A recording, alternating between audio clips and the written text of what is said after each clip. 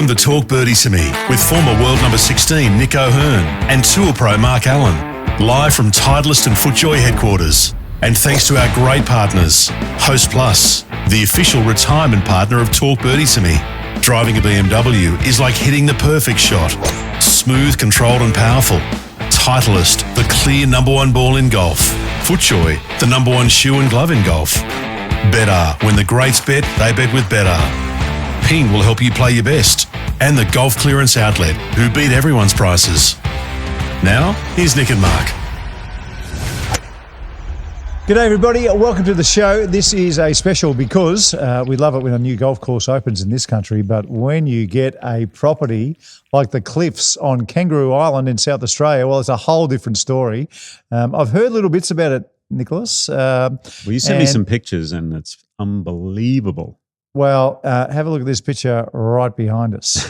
That's a little glimpse. We'll put a few more up, but look at that with the wave rolling in and the sight. And Kelly Slater would like to play this golf course. He can go surf in the afternoon. Well, I've already got the tingles, and that was one of the big features when you rate a course. I've already got them just looking at all these pictures. Anyway, a man who did Cape Wickham. He's also done the Farm at the Hills. He's a consultant at 13th Beach, so he's all over the place. From Planet Golf, Darius Oliver joins us on Talk Birdie to Me. G'day, Darius. Mark, Nick, how are you? Nice to be with you. Well, these pictures are off the charts. You know, I've got a cousin who went to Kangaroo Island and he's a golfer. He went there just for fun. I said, what did you go there for? He goes, I thought it'd be a nice experience. He came back saying, without the golf course being there, that he absolutely loved it. Now, if you are a golfer, when this joint opens up, it's going to be one of the great destinations I think we're going to have in the country, Nick. My first question was, where is Kangaroo Island now? I apologise to all my fellow South Australian friends, but apparently it's just off the coast of Adelaide. Well, that's a good place to start, Darius. Yeah. Where is Kangaroo Island? It's a great place to start, and it's sort of a shame that it's a question we have to answer here because it really is in some ways the jewel. I think it's the jewel in southern Australian tourism, along with places like the Great Ocean Road and Phillip Island and places like that. It's just off Cape Jervis, which is sort of an hour south of Adelaide. It's the third biggest island in Australia, so it's not inconsequential in terms of size and impact on tourism. I think I remember a Tourism Australia representative once told me that in Asia, it's the fifth most recognisable destination in Australia behind Uluru and Sydney Harbour and the Great Barrier Reef. Wow, It's very well known outside Australia. It's obviously well known inside Australia too, but it's the sort of place where once it's in your blood and once you've been there and experienced it and you sort of found your happy place, whether it's animals or coastline or some of the vegetation there is amazing, you just can't stop sort of sprouting how wonderful it is. And we're just very lucky that we found a piece of land that sort of matches the island. And it's been so long, like this project has been so long in planning and so long in the build-up, and then finally to have it growing in. It's obviously not open and completely finished yet, but it's getting closer and closer. It's really exciting. So, Darius, how did you get the land? Because, you know, when you take off from Sydney, for instance, and you see all those cliffs on the way back to Victoria, you know, if you're golf-minded, you look at those cliffs and go, why the hell haven't we built a golf course on those cliffs? There are cliffs all over this country, yet we don't see too many golf courses that are as close as what you've managed to get at. One, Cape Wickham, and now two, the cliffs at Kangaroo Island. So tell us about the journey of getting this land to build a golf course, which is, you know, we know in this country is not always an easy thing to do. No, it's not. And there's a whole bunch of reasons why these sorts of landscapes are protected and important to be protected. And, you know, this is not a reckless project where we're taking something that's pristine. In some ways, we're taking an area that it's breathtaking, but it had been degraded over time. There was issues with boxthorn weed infestation and a lack of management along that coastline. So that's kind of one angle of helping the approvals process. But generally speaking, most of the site was farmed. For years, it was just a sheep station. So it's kind of perfect rolling dune land leading into these really dramatic cliffs. And it was, it's just sort of just a quirk of the mapping and land boundaries, that the vast majority of what we wanted to use was on private land, which was acquired. It's 5 different land parcels, and then in South Australia, on that particular piece of the coastline, you have what's called a perpetual lease over the coastal strip next to your private property. So by owning those pieces of land, we had a lease. Didn't mean we could build the golf on it. We had to go through a whole bunch of steps. Took years and years, but we made a really strong case that environmentally this is a great result, economically, socially, all the reasons why a destination golf course can help a community like on Kangaroo Island, and we were able to make the argument. So Cape Wickham was a little bit different because most of the holes on Cape Wickham are on coastal Crown land, and a large part of those holes, whereas we touched it on the cliffs on a number of holes, but not quite to the same extent as Cape Wickham. So, and plus Tasmania had they had Bumbugle. They kind of had case studies that showed that golf and the environment can live harmoniously together. And South Australia, we had to make a brand new argument, and the argument was that we're not building, with all due respect to courses like Lynx Lady Bay and the Port Hughes course. Yep. We weren't just building a golf course for the sake of building a golf course. If this was going to work, it needed to be world class. It needed to be the best possible golf course on that land, and then the benefits would accrue to the state. So that was kind of the argument we made, that if we didn't use it, it would just be a so-so golf course, probably a white elephant, and it's not really going to benefit anybody. Yeah, well, I guess one of my questions was going to be how many holes are on the water, which you sort of touched on. But when you look at it, it's funny, you were able to design Cape Wickham, which was recently ranked number one in the country. And now you've got Kangaroo Island. You must feel yourself pretty lucky to be able to, in a way, build golf courses on these properties. But I guess my one question to you is, if you compare this to Cape Wickham, which or where do you think it may sit in years to come? Do you think maybe it's like choosing, your favourite child? So, whether it's your oldest daughter or youngest or whatever, each to their own. But I guess my question to you is, do you think this has a chance to surpass Cape Wickham? That's a really hard question to answer. I mean, they're so different. They're similar but different in lots of ways. I mean, the coastline at the cliffs is much more linear. The cliffs are much more dramatic. They're much higher, but the coastline doesn't do the pebble beach, the coves and the twisty curving. The inland holes here are among my favourites, and they were really already there. Like, this was the process to build it was tough, but conceptually, in the landforms that we had, were ready-made for golf. So, and the vegetation's completely different, and there's all sorts of reasons why they're very different projects, even though we had the same shapers, and obviously, and the original founder of the land is the same person. So there are similarities, but it might be a controversial take. I'm not sure Cape Wickham is the best course in Australia. It's my favourite until the cliffs open. It is my favourite. This is completely different, and this course is not designed with, a top 10 in the world or a top 100 in the world mindset at all. Kangaroo Island is an amazing place. Like, it's absolutely breathtaking. This property, these cliffs are as spectacular as the cliffs on the Great Ocean Road, in my opinion. And all we wanted to do was build 18 interesting, unique holes that are fun to play. Now, whether people love it more than Cape Wickham or love it, whether it's the 7th most loved or the 10th best or whatever you want to use, if people enjoy playing these holes, when they drive out of that golf course, I guarantee they're going to be thinking about coming back, because there is and it's not just the coast, it's the vegetation and also the wildlife. The wildlife's amazing. I mean, Anglesea golf course is hemmed in with fences and houses, and you've got kangaroos that just live one part of the golf course, which is cool. This is not like that. Like, this is, I think the New York Times once described Kangaroo Island as a zoo without fences. And this is like a complete sanctuary for kangaroos. The property is huge, and you'll see them. Unless you're visually impaired, you'll see kangaroos every time you play golf. but they won't always be on that fairway. You know, we won't say go to the fourth fairway, look left, you'll see kangaroos. You'll just spot them everywhere, and not just kangaroos. You'll see wedge-tailed eagles, which are, you know, obviously one of the largest bird of prey in the world. You'll see them probably 200 days a year. I mean, you go 3 or 4 months of the year where they're there every single day, flying above. You know, I've got video of 7 or 8 of them swooping, and in fact, we've got video of wedge-tailed eagles swooping joey kangaroos. Like it's just sort of an amazing wildlife, natural experience with, I hope, really enjoyable golf holes thrown in. Darius, I want to ask you a few more questions. So sit tight, and we'll be back with Darius Oliver talking about the cliffs on Kangaroo Island in just a tick.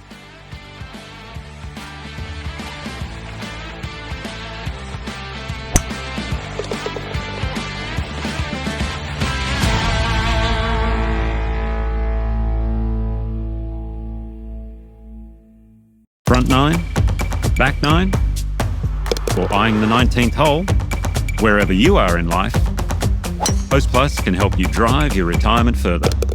That's a plus.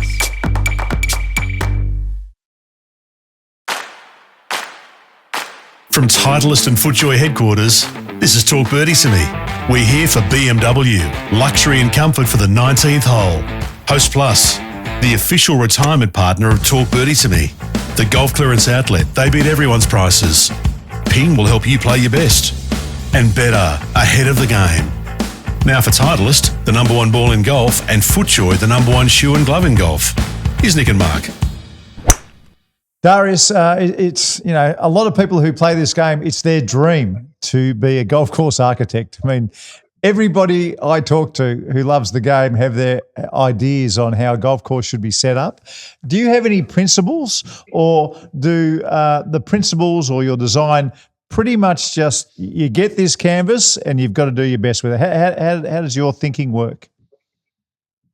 Well, yes, I've got principles, and yes, I've got sort of a methodology that's I think quite unique and probably too difficult to explain. But essentially, you know, I've seen everything. I've seen all the great courses in the world, but I've also seen thousands of really bad ones. And the most important part of the process is sort of unlocking how you can make the journey around that property interesting, attractive, and varied. Like we've got dune corridors that, you know, I could have had 18 holes. There's a hole here, the 5th, that runs through the dune corridor, and we could have had 9 holes that run through a dune corridor just like that. But it's about finding a sequence of holes that are unique, different, and then my, guiding philosophy is just to make sure that I don't make the mistakes I've seen on this hole elsewhere. Nice. So it might be a 340-metre par 4 with, you know, hazard down the left-hand side. Well, I've seen that hole done really badly. So don't do that. It's more about don't do that than copying. You know, a modern trend is, you know, we're all into copying the old guys, whether it's stuff they say or actual holes that they've built on the ground 100 years ago. It's to me, it's less about that and more about just making sure that you don't make that mistake. You don't build a hole that's anti-strategic, or you don't build a hole that punishes short hitters disproportionately, or that good players like you two have no challenge. You stand on the tee and just hit. It's too. All those things, they're quite straightforward and they're quite obvious. But that's basically how I go about it. And you know, on this site, I say I don't want to give too much away about the actual individual holes and the routing and all that sort of stuff, because I kind of hate the idea of golfers going there and saying, oh yeah, well, he said that on the front 9 look out for the holes that bend to the right, and on the back 9 look out. I don't want to do all that sort of stuff, but it is 18 unique holes. Like it sounds obvious that every course, the 18 holes are different, but these are genuinely different. There's no similarity. There really isn't any similarity between any of them. Probably the 2 holes that are the closest, one goes right, one goes left, and they have some characteristics in terms of the bunkering on the inside of the dogleg, but other than that, they're completely different. And nothing. Who cares? Yeah. There's plenty of great courses out there where the holes look similar in, you know, different elements and everything. But so how close are you, by the way, to finishing the process? Are we talking years, months?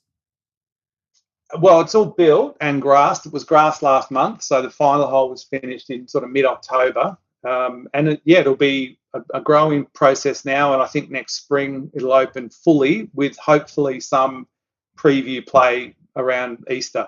I'm not 100% sure on the timelines. I've been out of the loop a couple of weeks, but yeah, I think next spring would be an ideal time to open. And what about clubhouse and lodging and all that kind of stuff, Darius? How far away are you from that sort of aspect of the course? Well, the clubhouse has just started construction, so fabulous. I think that's probably looking at the same sort of timeline. Maybe late next year will be finished, and it's a very unique. It's I don't know if you've played Tara Iti or Shinnecock Hills or Castle Stewart. It's one of those sites where unusually the clubhouse sits on top of a dune, and you see it from 360. So you play golf in front of it, behind it, and east and west of it. So good. So yeah, that's it's quite a complicated process to make sure that every side of the north, south, east, west aspect of the clubhouse is complementary to golf. But actually, that's an interesting point. Do you take into consideration when you first look at a plot of land and the routing and everything? Do you go, okay, this is where the clubhouse is going to be, so it's going to go out from here, or do you just work the holes first and then think, well, where's the best place for the clubhouse? Yeah, good question. Yeah, so this one was interesting. In 2012, I think it was, there was original plan on this property for a signature designer did a routing that had a clubhouse and hotel up on what is the Eastern Hill, which we don't use anymore. And so when I was brought onto the project, which is about 10 years ago, I was walking around the site for 3 days, and I had a conversation at midday on the third day with the owner of the land at the time, and I said, I'm not sure this is going to work. Like, the views are great, but I just can't see how this works. And then about an hour later, I realised that if we moved the clubhouse onto this central dune, in other words, if we completely changed it from east heading west and then back, and we made it central with 9 on one side and 9 on the other, it could be amazing. And all of a sudden, this could be your first and that could be your second, and you start piecing it all together, and it sort of fell into place. And the interesting thing about it was the clubhouse is further away from the cliff than the original proposal, which is on the east, but it's on Crown land just because of a weird line on a map. Right. So although we were set further from the water, we were on Crown land, and that actually made it quite complicated to get approved. So, but we fought for it. Like, it's so, you'll see when you finally get to play it, like, it has this natural flow where, if you put the clubhouse anywhere else, or you'd started, could the 10th hole have been the first and the 9th been the 18th? Like, that's one of the things that you go to most golf courses and you go, could that have worked? And when you get there and see it, you'll, I think, or I hope, go, no, it doesn't work. It flows sort of perfectly the way it is. And that's all because of where that clubhouse is situated. And it's a beautiful spot. Okay, last question. It sounds like there's a lot of land there to me, Darius. Any chance of a secondary course down the track, or is this just going to be the crown and glory? Well, I think, was it Nick said that he had some friends that went over to Kangaroo Island who were golfers? There are 3 golf courses on the island. They all have sand greens, and in fact, 1 or 2 of them has dirt fairways. Right. One of them has got grass on the fairways. There may, I don't know. There's 2 possibilities. One is that somewhere down the track, there'll be a really difficult but spectacular kind of coastal project nearby. I'm not sure about that one. Or there might be a short course. You see a lot of the 10, 12 hole. There's a beautiful parcel that would work for a shorter course. But like I can't stress enough the fact that, my guiding principle when I do any of these things is it good for golf? And I think it's really good for golf if we build destination golf courses that bring something to the area beyond just 20,000 golfers. And this is an opportunity to do exactly that. The people who come to Kangaroo Island and just play golf are missing out massively. So if any remote destination could work with one course, I think it's Kangaroo Island, because there's so much to do there. And if you spent 5 days there and played golf twice, you'd have an amazing time. And I hope that you don't get bored of the cliffs, and you'd be happy to play it over and over again. Darius, thanks for coming on. The pictures, well, we've both got the tingles looking at the pictures. I think all of our listeners and the people watching this on YouTube, they'll be fascinated, and this will be one that we're all going to put away and travel to Kangaroo Island to see this place because it does look spectacular. Keep up the good work, and thanks for joining us. Thanks, Darius. No worries. Thanks for having me on. We've actually got a professional photographer coming to the site soon. So those are just photos from my camera phone. So You've done a great job. You've missed your calling in life. Imagine the drone footage. Good on you, Darius. maybe. No worries. Thanks, guys. Well, Nick, we've got to put that on the list. Put that on the list. That is for sure. Absolutely. That is on the list. Folks, hopefully you'll get to Kangaroo Island, and we'll catch you next time.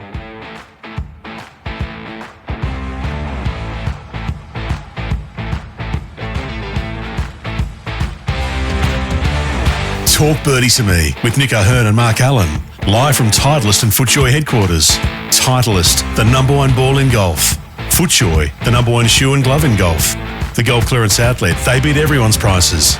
BMW, luxury and comfort for the 19th hole. Better, ahead of the game. Ping will help you play your best. And Host Plus, they can help you drive your retirement further. Now that's a plus. Issued by Host Plus Pty Limited. This is general advice. Consider the PDS and TMD on our website before deciding. Wherever you listen or watch, we'd love you to subscribe and share the pod with a friend. Talk Birdie to Me's executive producer is Dan Bradley at Kaizen Media. Sound design by Daryl Misson at loudzebra.com. And now from Titleist and FootJoy headquarters, that's been Talk Birdie to Me.